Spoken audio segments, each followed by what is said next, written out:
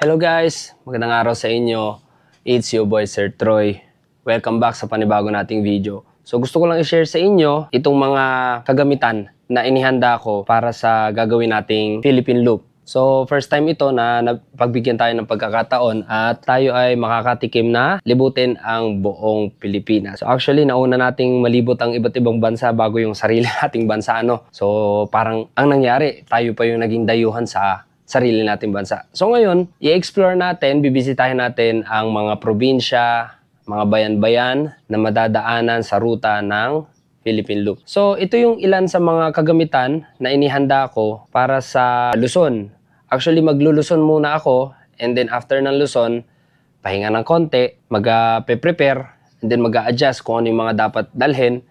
Pero ngayon, initially, ito muna yung mga ipin-prepare ko para sa 5 days na loop natin dito sa Luzon.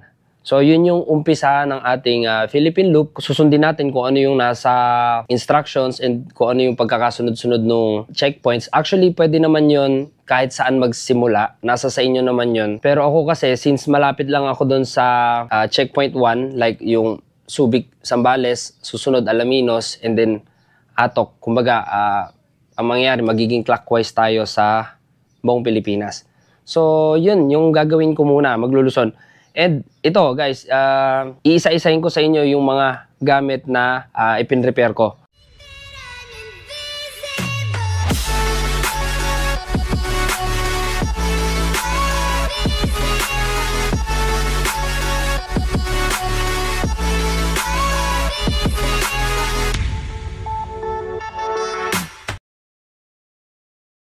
So, unahin natin dito, helmet. So, nung Makina Moto Show, nakabili tayo ng 30% off discount na carbon helmet. So, ito ay Sec Destiny at kinabitan natin siya ng Jabber Boss. Ang ganda kasi ng quality audio ng Jabber. And meron pa tayong isang Jabber Boss pang backup natin. Ayan. Riding jacket. May pangalan natin yan, Sir Troy Motovlog. Siyempre, balaclava. And may kasama rin to, may extra. May kasama itong ating Sec Destiny. Ito nga pala guys, yung ating kit. Nung nag-register tayo, ang included lang talaga dito ay 2 shirt, passport, 2 sticker, and then meron silang copy ng Philippine map. And then, additional na lang itong vest. So, ang registration is 3,400. Tapos yung vest ay 600 pesos. Kumuha na rin tayo kasi sayang naman. So, navy blue yung kanyang net. And then, ayan, merong Philippine Loop Adventure Tour. And then, may mga sponsor sa likod. T-shirt. Ayan. Ito pa. So, 2 lang yan. Parehas lang yan. Parehas lang din yata. Yes. Parehas lang din sila. So, passport natin. Ayan. Meron na rin tayong participant number. Tapos meron tayong 2 Philippine Looper sticker. Yan. So, shoutout sa Philippine Loop Adventure Tour or sa Adventure Tour Philippines Incorporated, especially kay Ma'am Jacqueline Ables para sa pag-assist natin sa ating registration. Ayan, extra battery, yung GoPro na ginagamit natin.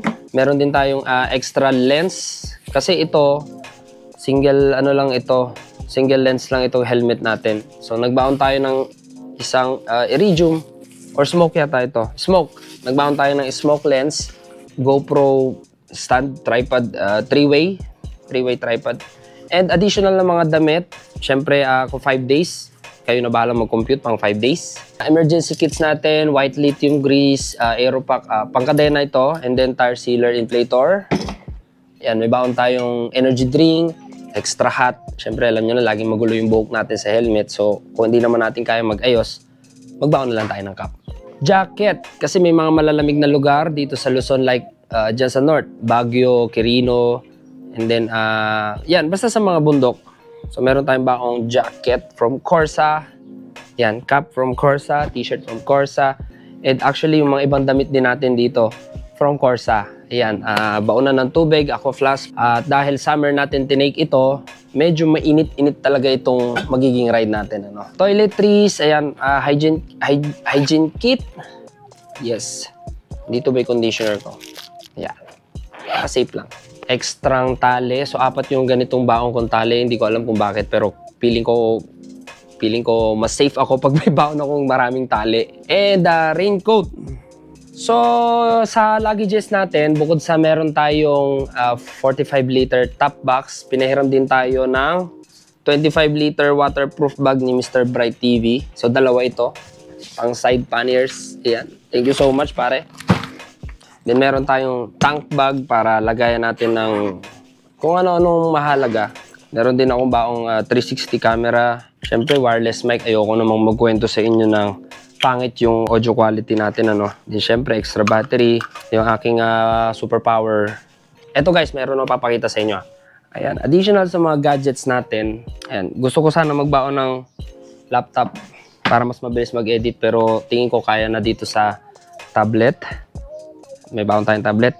And ito, sa dami ng gadgets na dadalhin natin, pati cellphone, meron tayong pang navigate, may pang communicate, and then may pang kung ano-ano. Power bank, meron tayong dalawang 10,000 milliamps, and then meron tayong 60,000 milliamps, napakalaki oh. Tignan nyo. Boom, napakabigat kaya nito. So ito, from Motoshe. Saan ba yun? Ito, Motoshe. Ayan. Salamat pare. Pinahiram lang din sa atin ito yung Motoshe kasi medyo pricey kung bibili tayo. Ano pa ba yung mga nalimutan natin? Riding pants, riding boots, gloves. Ayan, essential yan. Siyempre para maximum yung safety natin sa daan. ORCR ng motor, especially lisensya. Ayan, bago tayo pumunta dun sa ating motor. So yan, yan yung initial na dadali natin para sa Luzon leg or sa North Luzon loop natin. Okay, doon naman tayo sa motor natin. Actually, ito yung last day na preparation ko. And bukas, take off na rin tayo, no? Pakita ko lang sa inyo yung ating maintenance kit dito. Ayan. Ito yung gamit nating oil. Kaka-change oil lang din natin. At marami pang iba dyan. Tire sealer, inflator, chain lube, at marami pang kung ano-anong panglinis ng motor from Aeropack. So, ito yung motor na gagamitin natin. Dominar 400 UG. Yan, kakalinis ko nga lang. Pasensya na kayo, medyo makalat pa. Since summer naman ngayon at tuyo ang mga kalsada, gumamit tayo ng semi-race tire.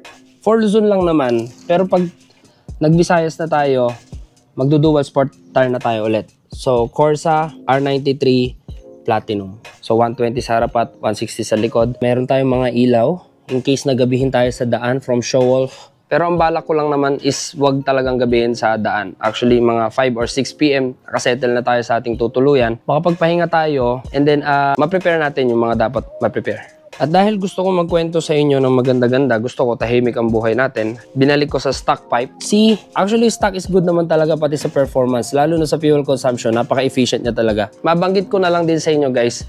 So kung kilala nyo yung brand na Michelin, same quality sila ni Corsa. So, napakaganda ng quality ng brand na yun, ano?